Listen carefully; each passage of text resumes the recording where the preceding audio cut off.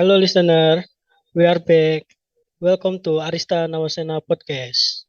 Bagi yang baru pertama kali mendengar tentang Arista Nawasena Podcast, apa sih Arista Nawasena Podcast ini? Jadi, Arista Nawasena Podcast ini adalah podcast dari Lembaga Minat Bakat di mana segala hal tentang unit kegiatan mahasiswa di PPNS akan kita bahas secara santai dan menarik. Dan di episode kali ini, kita akan mengangkat judul yaitu cerita UKM hari ini Special Edition with UKM Pencaksilat. Kalau kata pepatah tidak kenal maka tak sayang nih.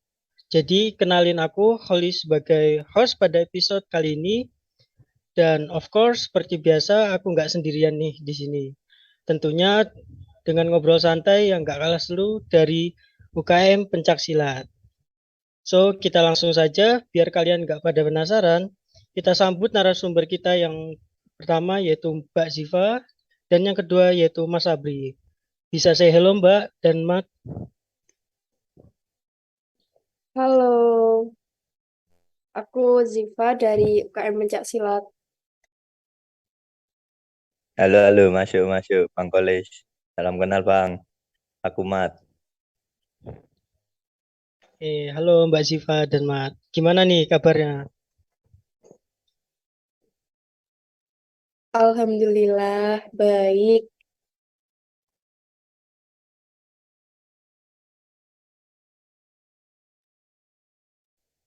Alhamdulillah kalau gitu. Semoga Mbak Ziva dan Mas Abri serta keluarga UKM Pencaksilat selalu sehat dan makin kompak. Tentunya juga buat listener di rumah semoga diberikan kesehatan selalu. Amin.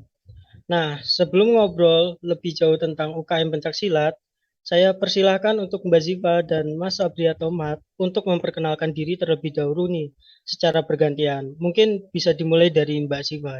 Waktu dan layar kami persilahkan. Halo teman-teman, kenalin, aku Ziva dari UKM Pencak Silat. Kebetulan aku di sini sebagai Ketua UKM Pencak Silat dan oh ya, aku dari Prodi D4 Desain Manufaktur angkatan 20.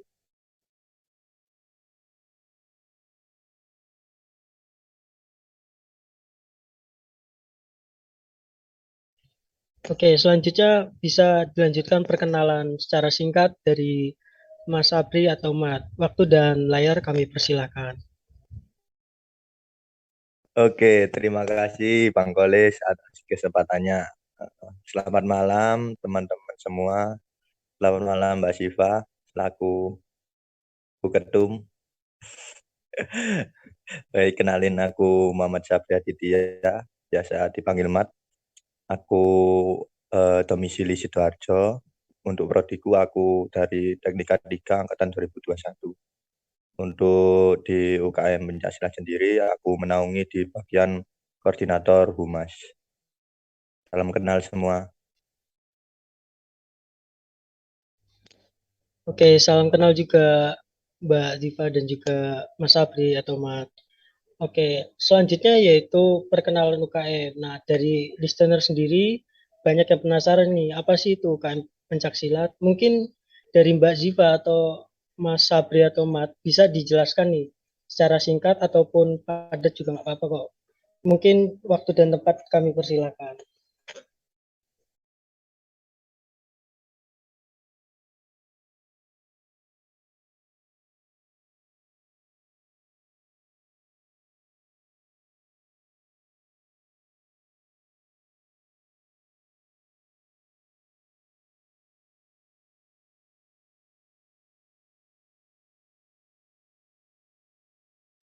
Halo, halo, halo. Oke, maaf, maaf. Tadi suaranya ada delay. UKM Pencak Silat sendiri kalau di PSHT PPNS ini kalau di PPNS ini UKM-nya ikut perguruan Persaudaraan Setia Hati Terate.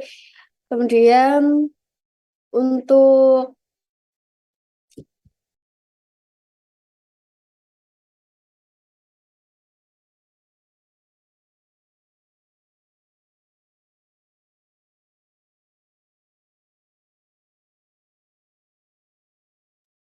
Halo. Izin masuk ya, Bang Kolis. Mungkin tadi Mbak Siva ada kendala jaringan. Suaraku masuk, Bang.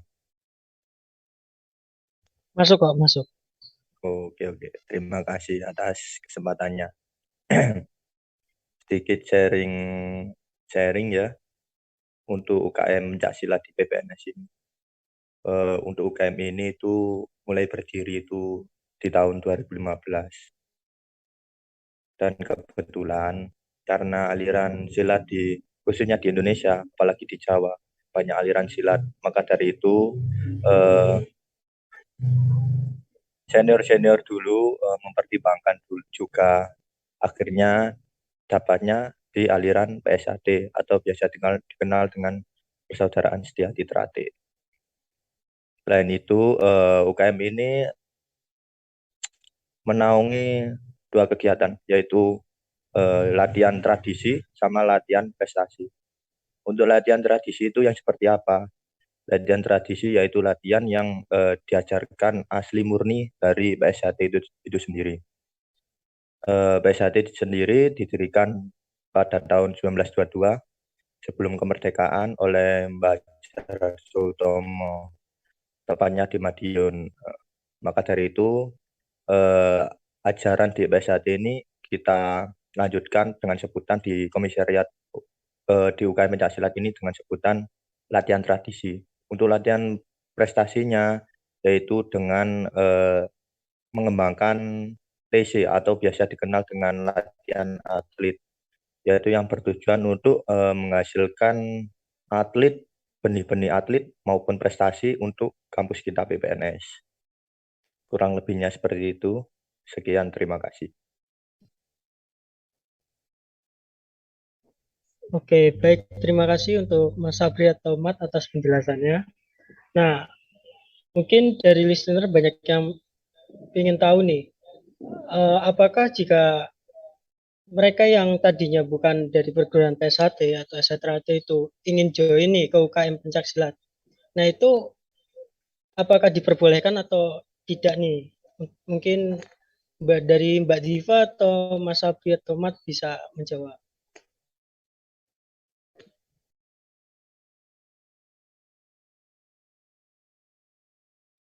Oke, terima kasih. Pertanyaan yang sangat bagus, Bang Kolis. Perguruan lain selain PSHT, apakah boleh ikut latihan di UKM Pencaksilat ini? Tentu boleh. Karena kembali lagi, kita naungan pencaksilat di sini. Maka dari itu tak bagi dua kan. Istilah senior membagi dua kelompok tersebut, tradisi sama prestasi. Untuk aliran lain dari perguruan lain itu bisa mengikuti UKM Pencaksilat di dalam naungan yang prestasi tadi. Jadi dengan tujuan menghasilkan atau mengharumkan nama PPNS di kancah TC atau atlet. Untuk latihan tradisi sendiri itu karena latihan ini sakral, bersifat sakral, istilahnya bersifat internal dari organisasi ini, PSHT ini. Maka dari itu kami tidak diperbolehkan kalau perguruan lain ikut di latihan tradisi. Akan tetapi tidak menutup kemungkinan, kemarin itu ada angkatan 22, dia asalnya dari Kalimantan. Di Kalimantan dia pernah ikut silat.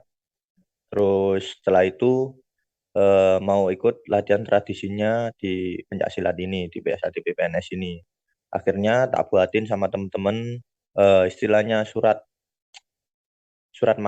tanda matre. Tujuannya untuk apa? Agar si yang bersangkutan ini tidak sampai terkena apa ya istilahnya, pindah tanpa izin. Jadi ada izinnya, ada tanda buktinya sehingga tidak ada miskom.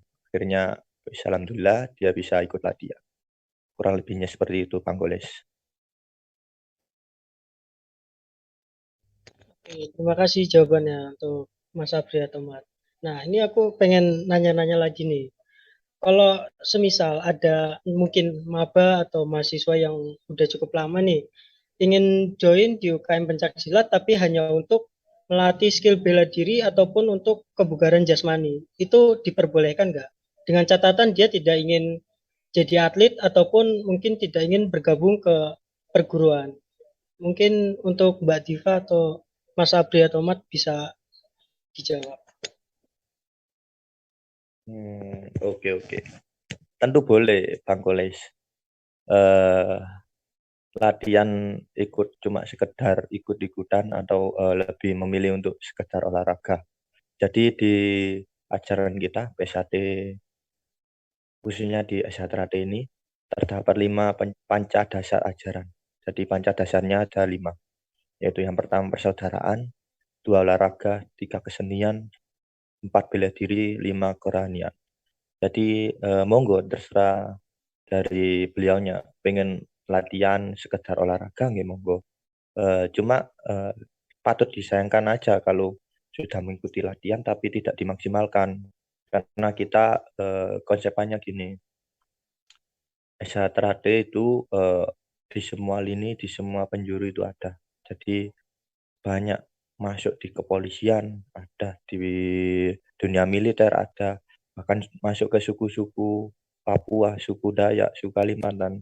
Jadi alangkah lebih baiknya kalau sudah ikut mendingan dituntaskan sampai selesai.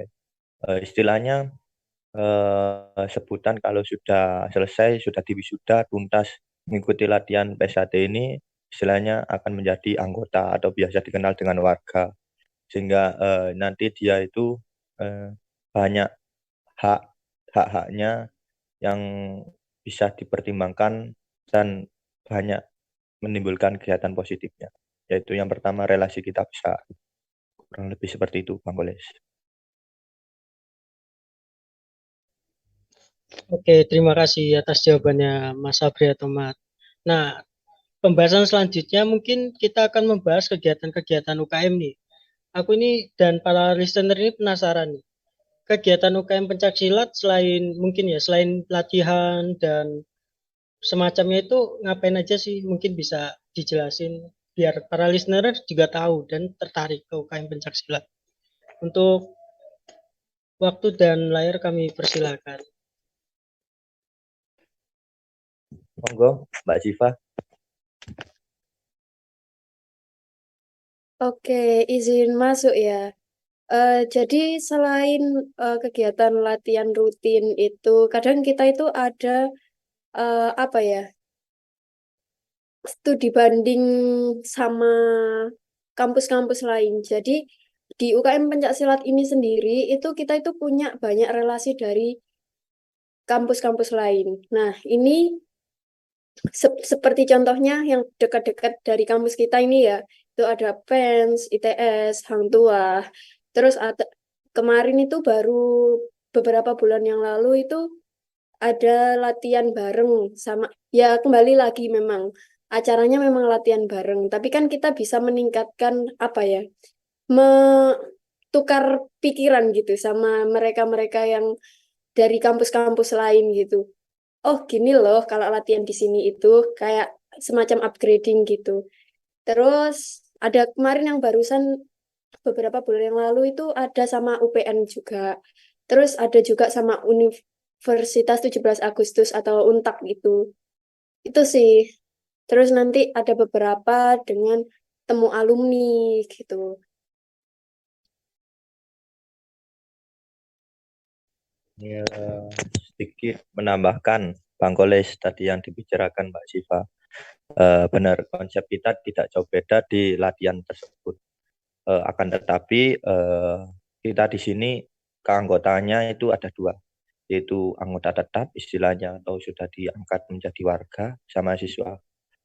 Kalau anggota istilahnya warga itu haknya lebih besar gitu loh. Jadi benar yang dikatakannya Mbak Siva tadi, istilah sebutan di SHTRAT ini ada temu kadang. Jadi temu kadang ini istilahnya temu bareng sama alumni. Nggak alumni doang sih, bahkan kita ngundang di daerah Surabaya Timur, kita ngundang-ngundang komisariat lain atau kampus lain, kita ngundang apa desa lain. Jadi yang dia sudah menjadi warga Isatrate, kita undang untuk join di acara kita. Jadi acaranya sharing-sharing, perkenalan, makan gitu. Terus sebelum corona dulu, di tahun 2018 sekitaran antara 18-17 itu kita pernah mengadakan adanya latihan yaitu latihan alam.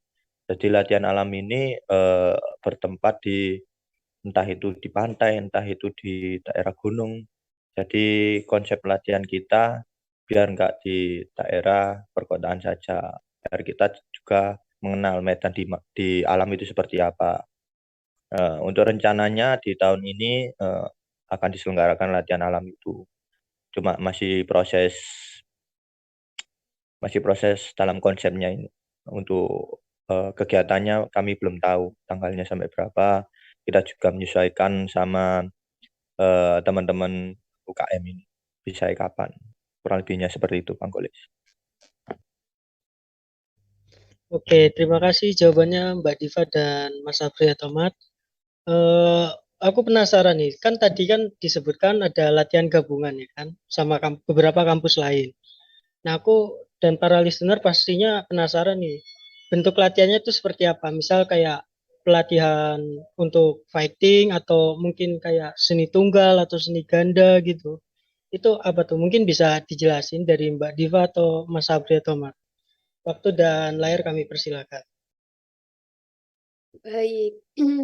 Jadi gini, ini apapun kadang kita kalau waktu perseni kemarin itu kita latihannya lebih fokus ke atlet. Itu kita latihan gabungan sama PENS untuk persiapan perseni kemarin. Nah, untuk kayak di Unta atau di UPN gitu, itu kemarin itu latihan apa ya? Latihan tradisi gitu. Jadi kita pelajari tentang kita kaji kembali tentang tradisi-tradisi yang ada di pencak silat kita ini. Terus nanti entah entah itu dari jurusnya, senamnya, ada yang namanya persamaan senam jurus juga kayak gitu bareng-bareng. Mungkin dari Mas Mat ini ada tambahan nih. Oke, benar Mbak Siva. Yang dikatakan Mbak Siva tadi konsepnya nggak jauh dari latihan. Cuma kembali lagi yang saya sebutkan tadi, Bang Kolis, eh, di panca dasar ajaran SSTRAT ini yang pertama tadi kan persaudaraan. Maka dari itu apa ya, nilai kita ajarkan itu yang utama itu persaudaraannya, bukan bela dirinya. Jadi SSTRAT ini kan dulu dibentuk di tahun 1922 sama Mbak Hajar Harjo Utomo itu untuk merintis kemerdekaan, untuk melawan Belanda, untuk melawan penjajah.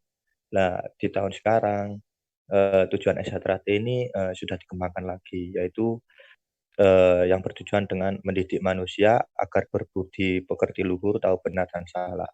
Jadi istilahnya perangnya ini lebih berat, perang dengan diri kita masing-masing, perang dengan hawa nafsu. Jadi tujuannya latihan gabungan yaitu yang pertama untuk menambah relasi, terus menambah tali silaturahmi. Terus yang benar yang dikatakan Mbak Siva, ada namanya itu penambahan materi. Jadi materi-materi itu setiap tingkatan-tingkatan di SHTRAT ini itu tambah naik, tambah banyak gitu. Jadi makanya kita juga sering melakukan penambahan materi ketika terjadi latihan gabungan bersama itu. Kurang lebih dari saya seperti itu. Terima kasih.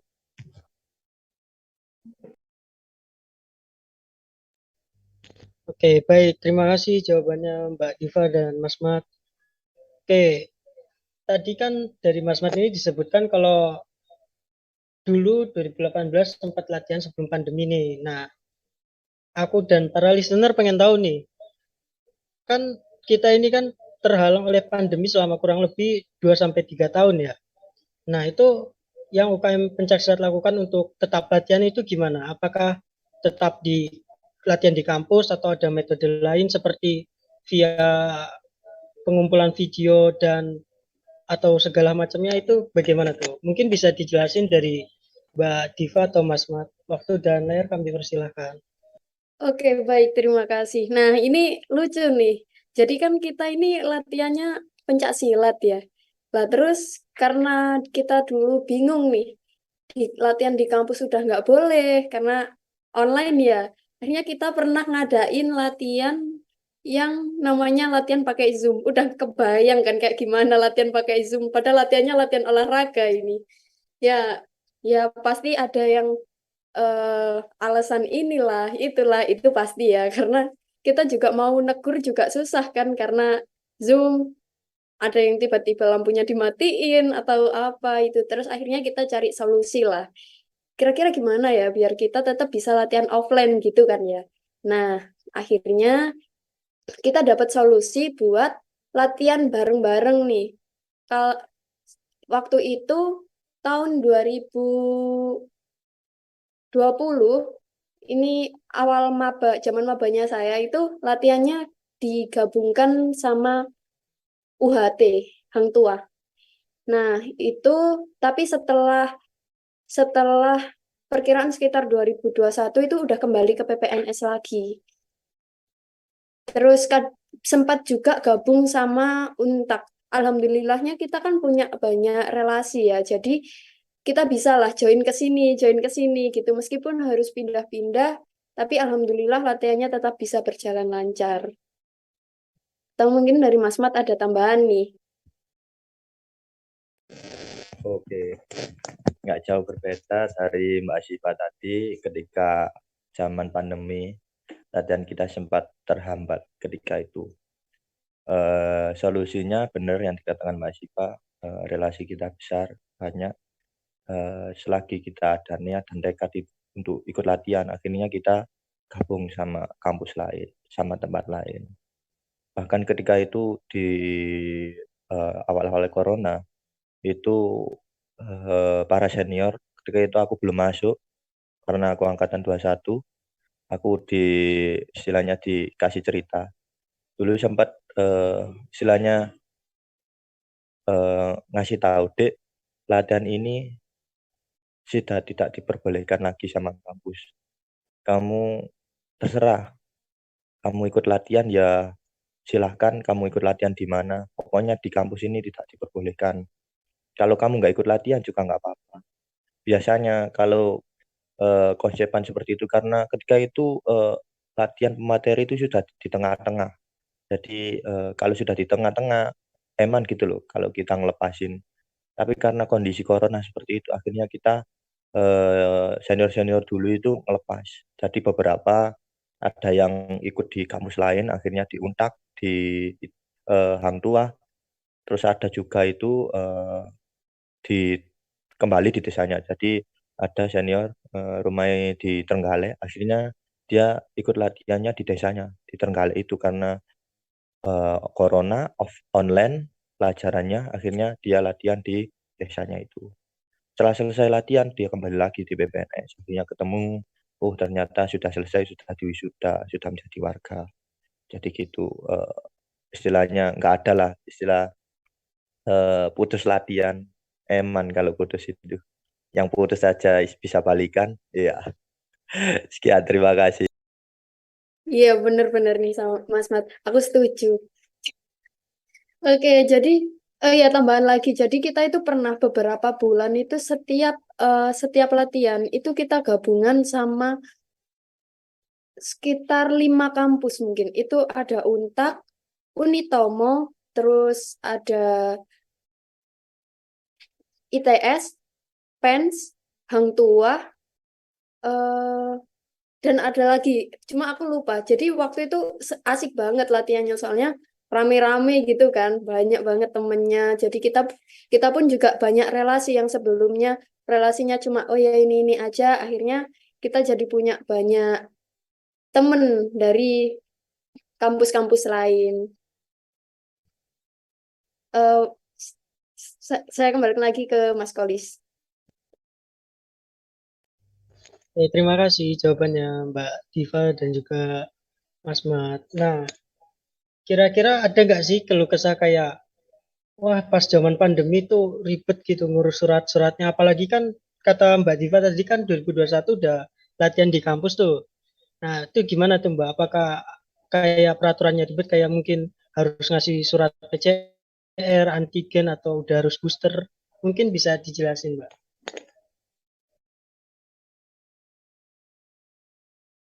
Kalau buat 2021 ini jujur aku pribadi lagi vakum ya dari UKM.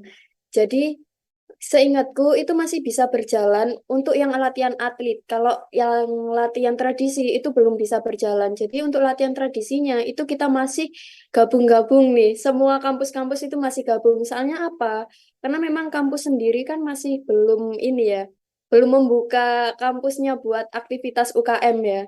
Jadi kita masih gabung-gabung. Tapi kalau untuk latihan atletnya itu kita tetap bisa ke kampus karena ada alasan apa? Kita mau tanding, Pak. Kita mau ada kejuaraan. Pasti kampus memfasilitasi karena kampus pasti berusaha semaksimal mungkin kan untuk memberikan fasilitas ke mahasiswanya.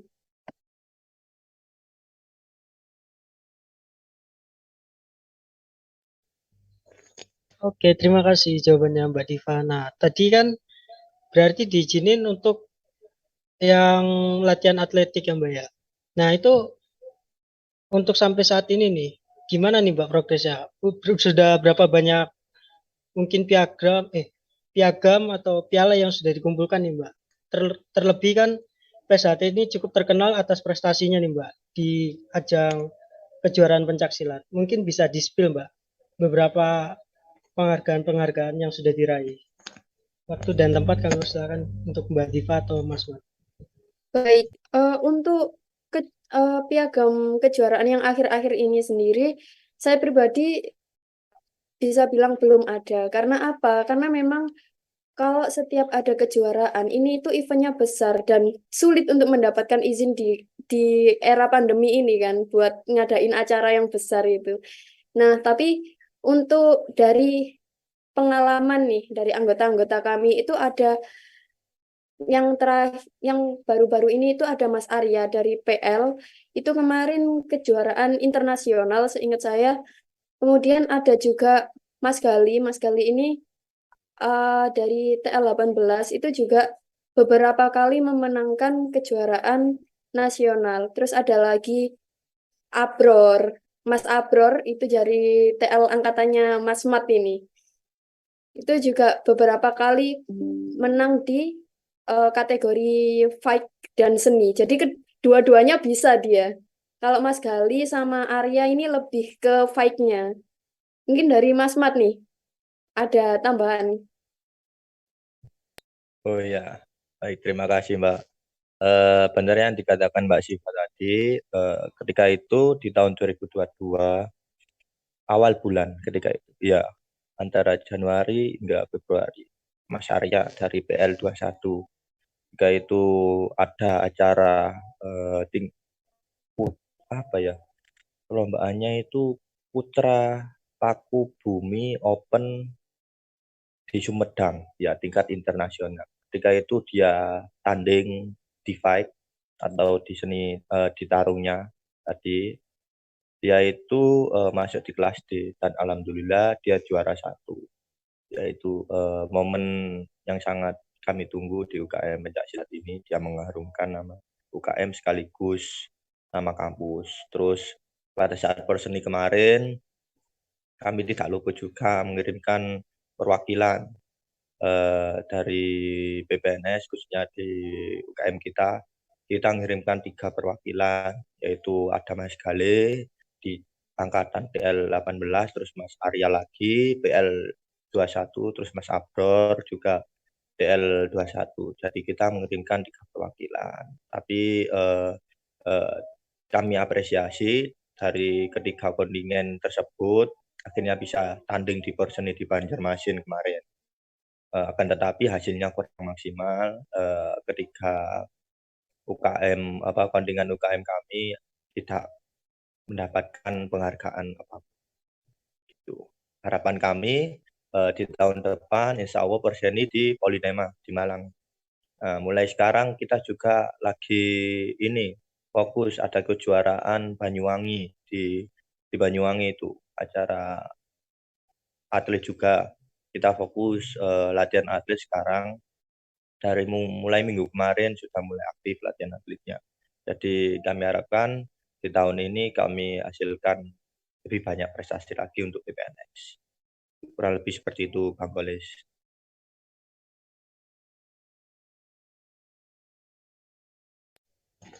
Oke, terima kasih jawabannya Mbak Diva dan Mas Mat. Wih, keren banget nih. Udah banyak penghargaan dan banyak pencapaiannya nih. Nah, untuk kan tadi kan Mas Mat kan bilang nih banyak kejuaraan dan kita akan fokus ke atletis. Nah, listener pada penasaran nih. Kira-kira untuk mencapai target itu pasti UKM Pencaksilat ini mempunyai jadwal yang sudah tersusun rapi kan. Nah, jadwal latihannya itu kapan aja dan di mana saja? Mungkin bisa di-spill nih.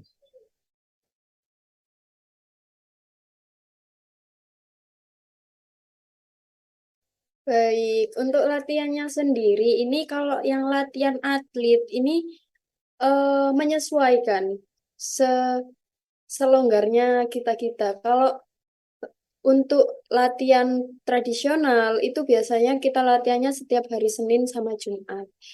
Tapi untuk latihan atlet sendiri ini diusahakan mulai rutin di setiap hari Jumat rencananya. Karena ini kita belum menentukan hari, belum nemu lah hari yang pas gitu buat kita latihan. Karena kita tahu sendiri ya jadwal kuliahnya kita ini kan sampai tengah malam ya.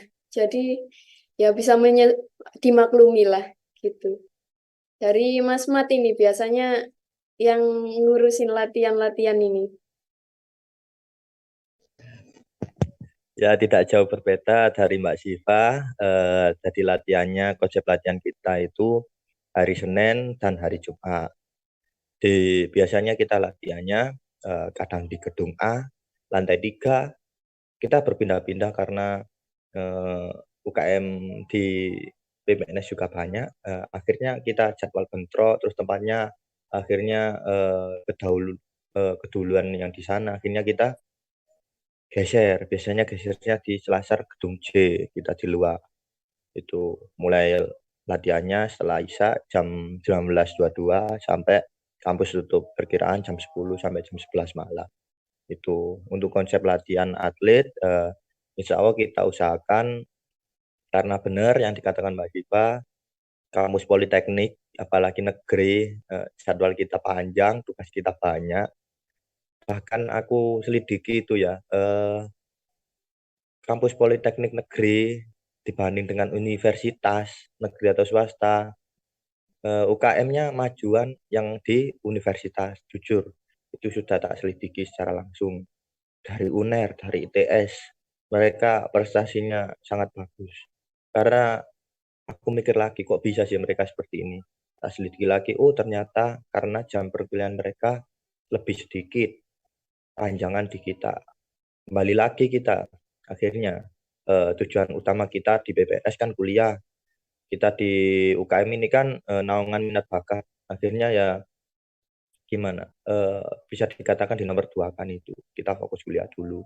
Cuma tidak menutup kemungkinan, akhirnya kita bisa memaksimalkan, akhirnya kita bisa menambah prestasi di bidang UKM pencaksilat ini. Insya Allah kita maksimalkan seminggu sekali untuk latihan atlet. Dan untuk latihan atletnya kita buka untuk umum, jadi enggak dari pesatid doang. Jadi dari perguruan silat lain, monggo kalau mau latihan atlet, kita persilakan, ayo kita latihan bareng dengan tujuan kita mengharumkan nama PPNS ini di kancah nasional maupun internasional. Kurang lebihnya seperti itu, Bang Kolis.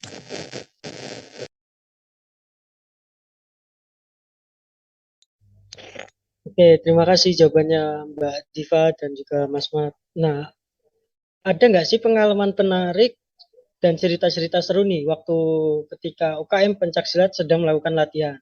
Apapun itu deh, pokoknya spill aja lah yang menarik dan lucu nih saat latihan. Ayo waktu dan tempat kami persilakan. Ini kayaknya yang cerita Mas Mat aja deh. Seru banget ini ceritanya. Monggo Mas. Yang mana ya, Mbak? Setauku itu latihan itu seru dan asik-asik, akhirnya menyenangkan kan. Banyak ini kejadiannya. Mungkin dari Mbak Siva dulu lah yang menambahkan. Wah, apa ya ini? Mungkin dari Mas Kolis ada request nih. Tentang apa Ya, gitu. mungkin kayak gini sih kan biasanya ada tuh latihan seni tunggal. Nah itu pas lagi sapuan itu biasa cana robek. Mungkin bisa seperti itulah. kan itu lucu dan menarik. Ini Seperti cerita itu. iya iya iya ya. Ini cerita waktu persiapan UKM Expo deh kayaknya yang seni ganda dibanting itu Mas Mat. Monggo Mas. Oh iya ya. Jadi latihan itu buat persiapan UKM Expo kemarin. Jadi kita latihan di segitiga depan yang dekat jalan raya itu kan ada segitiga bawahnya kan tanah liat. Kita sengaja nyari tanah liat itu tujuannya ya agar istilahnya jadwalnya itu nggak terlalu keras dan sakit kan. Nah ketika itu momennya itu ada dari salah satu anggota dari kami yaitu eh, Sultan sama Rafif. Jadi mereka itu sangi semangatnya latihan, mereka itu kayak berantem berantem secara serius. Jadi padahal konsep kita kan seni ganda. Jadi tarungnya itu dikasih seni. Ternyata kok mereka serius. Akhirnya bantingnya terlalu keras ketika itu. Akhirnya ya sempat mengalami cedera ringan gitu sih. Tapi meskipun cedera ringan mereka tetap ini ya Mas ya, Mas Mat ya, tetap semangat, masih mau latihan lagi dan terulang lagi, jatuh lagi gitu. Udah. Tapi alhamdulillah untuk apa ya? Alhamdulillahnya usahanya mereka ini nggak mengecewakan. Alhamdulillah kita kemarin waktu UKM Expo bisa merekrut sekitar 50 sampai 60 orang buat join ke UKM kami. Itu ada sekitar 25 orang yang sudah warga dan ada sekitar 35-an itu yang masih baru mau join. Kemudian ada beberapa yang dari angkatan 20 dan 21 yang baru mau join. Itu ada yang udah warga, ada yang baru mau ikut latihan. Alhamdulillah, nggak mengecewakan ya.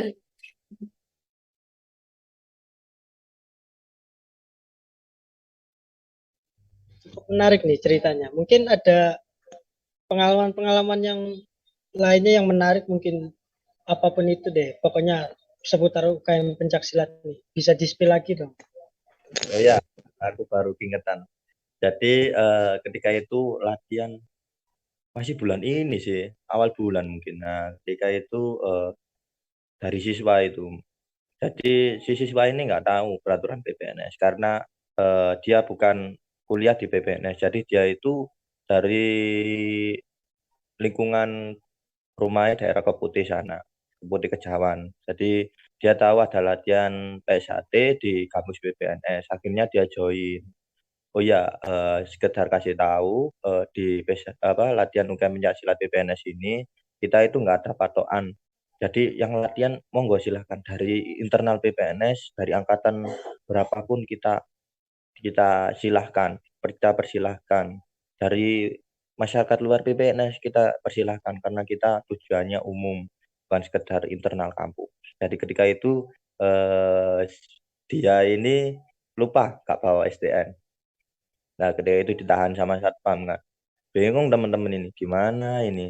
Akhirnya ada dari saudara anggota kami, akhirnya ada akal, wis tak bawain plat nomorku sama STN aja. Jadi sebelum keluar itu ganti dulu di parkiran. Akhirnya bisa keluar. Kalau nggak gitu kasihan dia. Paginya kerja kan, bingung akhirnya gimana ini. Akhirnya bisa keluar.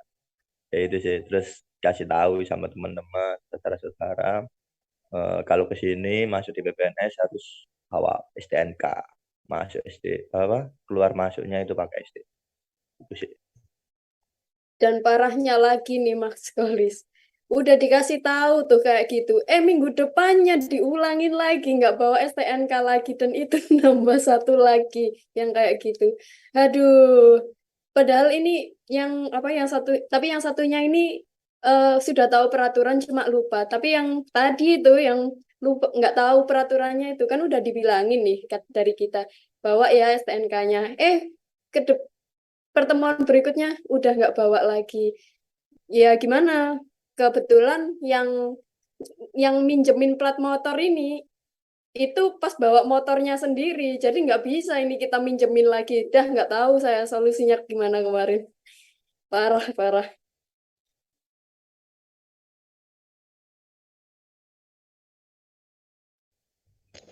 Terima kasih jawabannya Mbak Diva dan Mas Mat. Cukup menarik ya pengalaman-pengalamannya. Nah, selanjutnya yaitu ada titipan pertanyaan nih dari teman-teman yang sudah disampaikan di Instagram nih.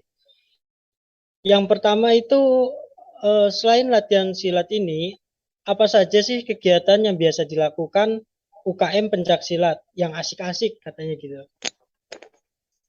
Mungkin bisa dijawab oleh Mbak Diva atau Mas Mat, silakan.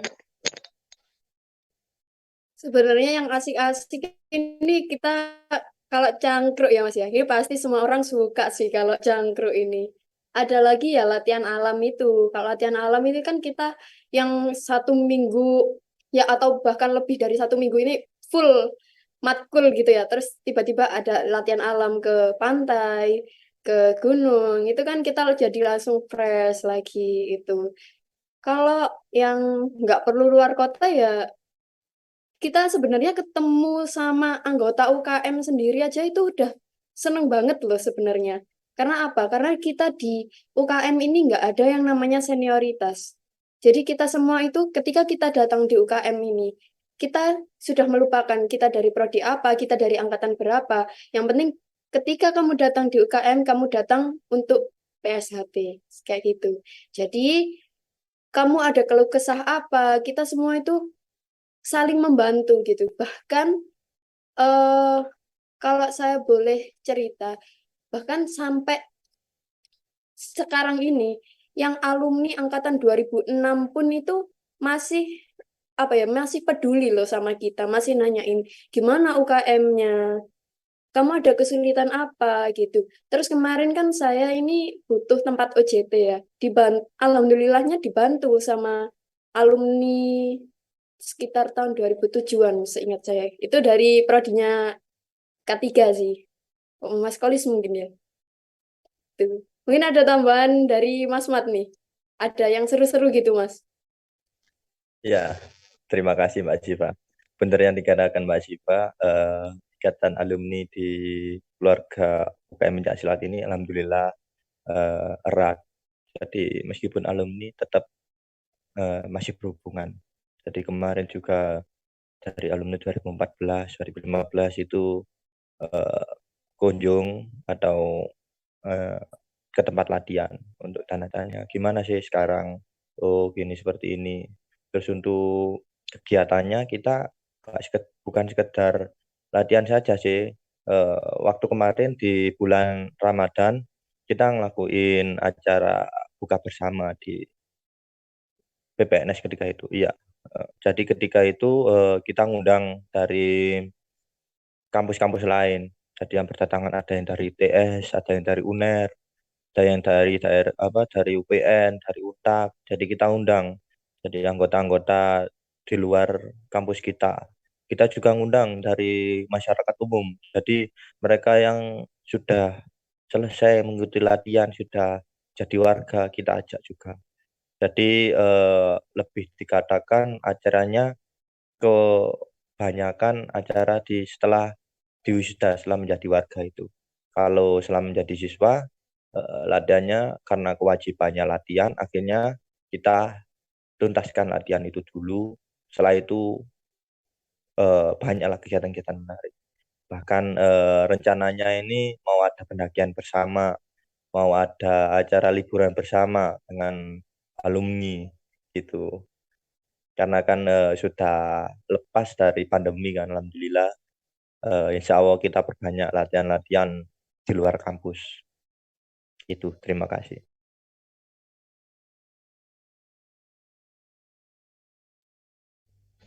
Terima kasih jawabannya Mbak Diva dan Mas Mat.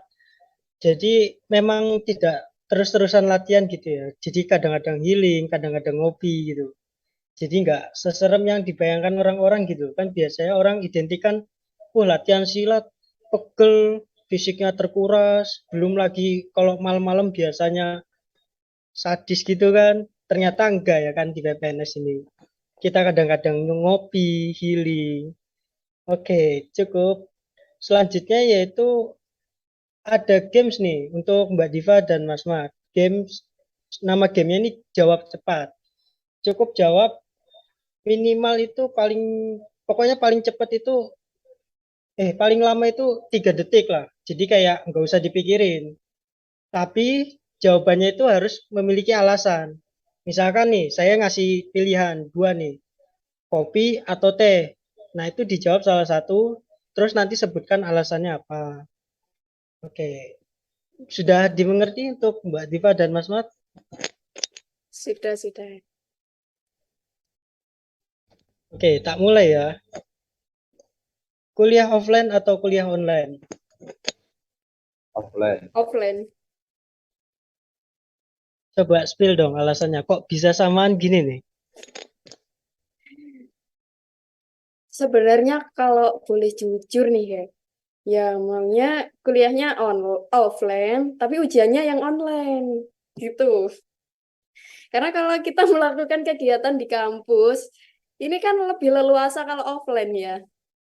Tapi kalau ya lah sesama mahasiswa pasti maunya yang enak-enaknya aja kan, nggak mau yang susah-susahnya. Nggak tahu nih kalau Mas Mat nih alasannya apa nggak tahu. Bolehlah di-spill Mas. Ya, benar. Kalau kita atau biasa dikatakan di PPNS ship posting ya, kita ini mahasiswa student ya. Jadi aku milih offline karena yaitu yang pertama lebih paham materi dong. Jadi ketika dosen menerangkan kita lebih mudah mencerna.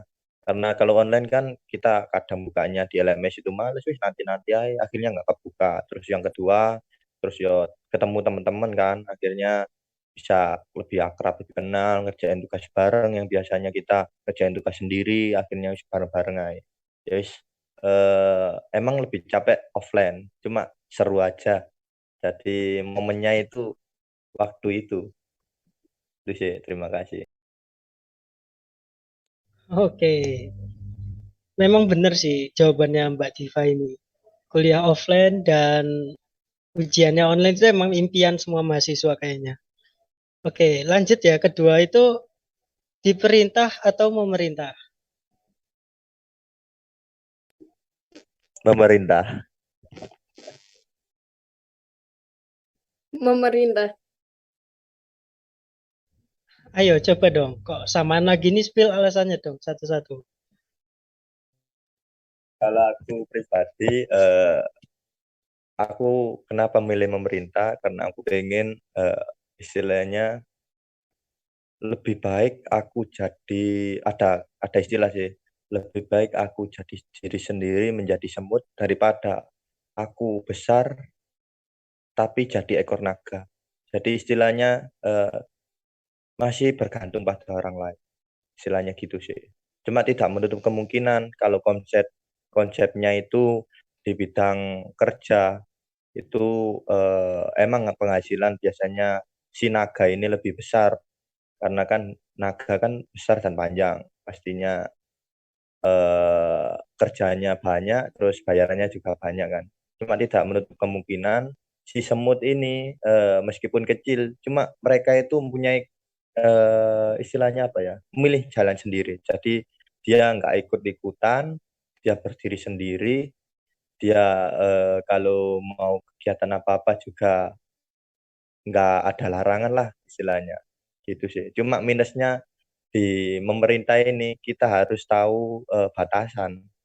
Kalau kita ke A berarti kita nggak boleh masuk ke B. Jadi cukup di A aja, nggak usah ikut campur di urusannya B. Kurang lebihnya seperti itu sih aku. Monggo kalau Mbak Siva.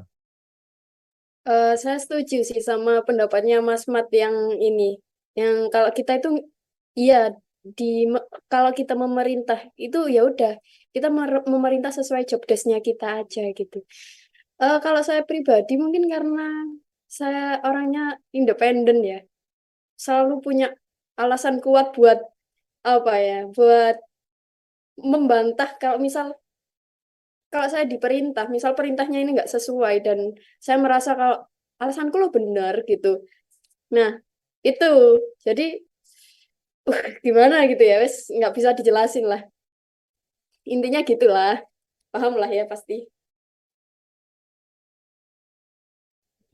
Oke, menarik nih jawabannya. Berarti Mas Mat dan Mbak Diva ini memiliki karakter yang berpendirian teguh nih atas pendapatnya yang benar. Oke, selanjutnya ya. Suka atau disukai? Disukai. Suka. Loh, kok beda ini? Coba mungkin di-spill ini satu-satu. Ayo, bisa gantian. Bisa Mbak Mas, Diva dulu atau Mas Mat dulu? Mas Mat dulu deh. Oke, oke. Kenapa aku milih menyukai daripada disuka? Karena menurutku menyukai seseorang itu panggilan hati dari pribadi masing-masing. Apalagi menyukai, contohnya pelajaran lah, contohnya dosen lah. Kita menyukai dosen di pelajaran tersebut, di pelajaran A gitu. Berarti kan kita niat dari hati, waktunya pelajaran si A ini kesukaanku ini, akhirnya aku semangat. Tapi kalau menurutku kalau disukai, kita disukai seseorang, belum tentu kita menyukai orang tersebut gitu. Jadi konsepannya takutnya dia nanti gak kebales dengan disukainya kan. Akhirnya dia patah hati gitu. Kalau aku gitu sih pendapatku. Mungkin dari Mbak Siva gimana? Kalau aku lebih suka disukai sih. Karena apa? Kalau kalau aku disukai, aku kan tahu nih. Oh ya, misal orang ini suka aku, jadi aku bisa merespon dengan baik. Kalau aku yang nyukain duluan nih, waduh, waduh, waduh. Apalagi cewek kan nggak bisa ngungkapin ya. Jadi alangkah baiknya kita lebih baik kita yang disukai. Udah nggak usah nyukain orang deh. Kalau orang udah suka sama kita, ya, ya boleh kita suka sama orang, tapi sewajarnya saja. Kalau yang menggebu-gebu biar yang nyukain kita aja gitu. Gitu sih. Oke, menarik ya. Emang menggambarkan sekali ya. Yang perempuan itu emang biasanya itu peka dan ingin disukai. Sedangkan yang cowok itu hanya mengagumi. Contohnya pengen beli pentol tapi nggak ada duit, jadi nggak bisa beli pentol. Oke. Selanjutnya yaitu pantai atau gunung. Pantai. Gunung. Nah, kok beda lagi nih? Mungkin bisa di-spill satu-satu alasannya. Kalau soalnya nggak boleh ke gunung ya. Iya gimana lagi? Bisanya sukanya cuma pantai jadinya. Kalau aku cuma itu sih. Meskipun sebenarnya nggak terlalu suka juga. Aku lebih suka di alamnya. Alam yang selain pantai dan gunung. Paham nggak sih? Aneh ya. Adalah yang kayak dataran tinggi gitu, tapi yang bukan masuk gunung yang berapa ribu mdpl gitu, pasti nggak boleh sih sama orang tua. Nggak tahu nih kalau dari Mas Mat. Kalau dari aku pribadi, kenapa aku milih gunung? Yang pertama, karena aku pernah mendaki gunung ya. Aku menurutku konsep mendaki gunung itu ada jerih upaya, ada perjalanan yang kita capai. Kalau menurutku di pantai itu perjalanannya itu lebih ke transportasi aja. Tapi kalau gunung, ketika itu aku di gunungnya itu nggak bisa dengan transport, akhirnya jalan kaki. Terus banyak nilai-nilai hikmah yang dipetik tentang cara kebersamaan, terus setia kawan, terus kalau menghadapi situasi seperti ini tuh kayak gimana, terus bahkan bisa membaca karakteristik seseorang. Jadi istilahnya kalau mendaki gunung ya, biasanya kalau istilahnya fisiknya yang lemah atau kurang itu kita taruh di depan. Tujuannya untuk apa? Agar tidak tertinggal. Kadang itu dia merasa fisiknya sudah bagus, tapi kita sudah bilangin, fisikmu bagus loh, bantuin dong kamu jaga belakang aja, nyantai dulu atau enggak bawain barang. Kadang kita bilangin seperti itu, ternyata dia ninggal. Oh berarti, cukup tahulah, ternyata dia itu egois. Jadi mendaki gunung itu bisa membaca karakteristik seseorang. Itu sih. Terus juga benar yang dikatain Mbak Siva tadi, karena juga hobiku juga muncak, mendaki gunung ya aku lebih suka ke gunung gitu sih. Dari Mas Mat sendiri pernah ke pantai belum? Atau dari Mbak Diva udah pernah ke gunung mungkin? Biar berlawanan jawabannya gitu. Waduh, Mas. Gunung ini kan beresiko ya.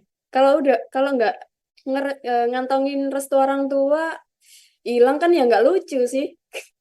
Jadi hot news nanti di PPNS. Mahasiswa PPNS hilang di gunung karena nggak izin orang tua. Wah, takut banget. Kalau Mas Mat ini pasti pernah lah ke pantai. Iya nggak, Mas?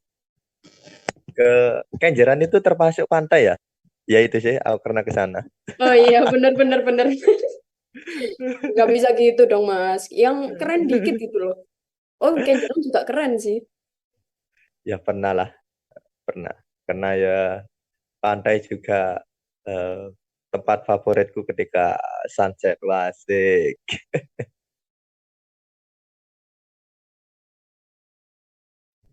Oke, menarik nih jawabannya. Nah, lanjutin ya. Panas atau dingin? Dingin. Panas. Oh, beda lagi jawabannya. Mungkin bisa di-spill nih alasannya satu-satu. Dari Mbak Diva atau Mas Mat duluan silakan. Karena suhu badanku ini panas ya. Jadi kalau di tempat yang panas ini makin jadi tetap sekalipun tempatnya dingin, aku jarang banget ngerasa dingin. Gitu sih. Kalau Mas Mat, Kalau aku kenapa milih panas? Karena yang pertama menurutku ini sih sebelum panas itu ada istilahnya hangat dulu kan, hangat baru panas. Menurutku kalau dingin itu banyak yang beresiko atau berakibat. Contohnya kita minum air dingin toh, kita minum air dingin nanti kita menimbulkan batuk pilek, terus gigi nyilu, nah seperti itu. Kalau panas kita bisa menghangatkan tubuh, kita bisa mencegah hipotermia ketika di gunung. Tapi bisa dikatakan panas dan dingin itu saling berkaitan. Kalau panas doang ya nggak bisa. Jadi harus saling berkesinambungan. Jadi kalau ada panas, ada dingin. Nggak bisa suhu tubuh manusia itu harus kepanas doang. Contoh kecil ketika upacara lah. Kita upacara kalau kepanasan doang kan pasti lemes. Cepet-cepet nang mari nang wis cepetan ya. Jadi nggak bisa lah dua kata ini lepas. Jadi saling berkesinambungan. Itu sih.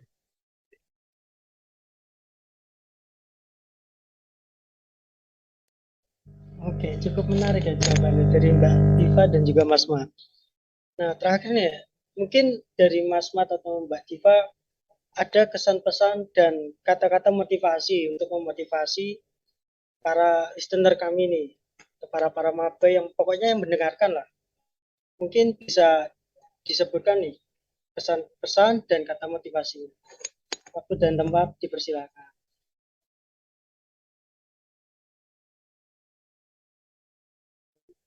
yang jago ngasih motivasi ini sebenarnya Mas Mat nih. Waduh, gimana Mas? Gimana? Ini motivasi tentang apa nih Mas? Tentang UKM atau tentang perkuliahan atau semangat ya? Ya gini kuliah. Mas Mat. Tentang apa nih Mas? Eh, Bebas, iya, bebas. UKM boleh, tentang perkuliahan boleh. Tapi Mas Mat ini heeh. biasanya jago nih kata-kata. Iya, jago banget Mas. Ah, ada istilah. Gak perlu kata-kata, yang penting bukti nyata. Jadi gini, istilahnya apa ya, saran dan kesan-pesan lah dari aku untuk teman-teman podcast LMB inilah. Selagi tujuan kita baik, terus niat kita baik, pastilah ada jalan keluar. Kita tujuan utama kita kuliah di BPNS. Tapi setelah kuliah, alangkah lebih baiknya kita luangkan waktu kita untuk gabung di Ormawa atau kegiatan di kampus kita. Kebetulan kan Ormawa terus UKM di kampus kita kan banyak sih, banyak nih.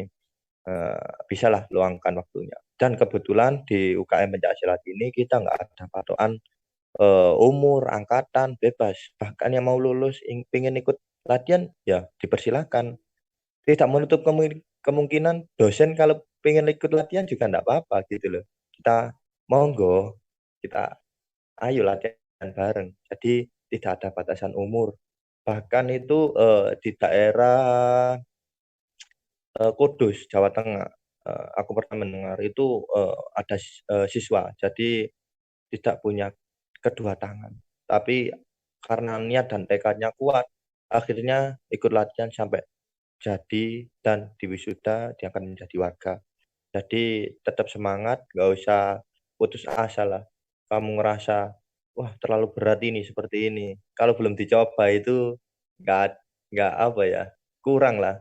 Kalau sekedar jari ini kan jarang akeh bener. Jadi ayolah, rasakan sendiri. Kalau selagi kamu mampu ya monggo.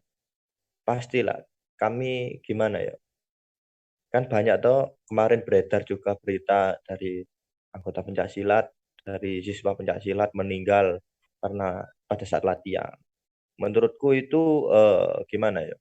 Memang banyak kejadian eh, seperti itu. Sudah lama itu kejadian dulu-dulu juga banyak seperti itu. Cuma kita di PPNS ini kita juga punya pemikiran sendiri, punya konsep latihan sendiri yang tidak membahayakan diri masing-masing dan juga orang lain. Jadi kita ada patokan atau sebutan kalau di Ormawa itu TUK, tolak ukur keberhasilan lah. Kita ada patokan seperti itu. Jadi nggak sampai kejadian yang tidak diinginkan gitu. Ya pesanku tetap semangat, jalani perkuliahan, ditambah kalau lebih baik dan lebih bagus ya gabunglah sama Ormawa atau kegiatan UK.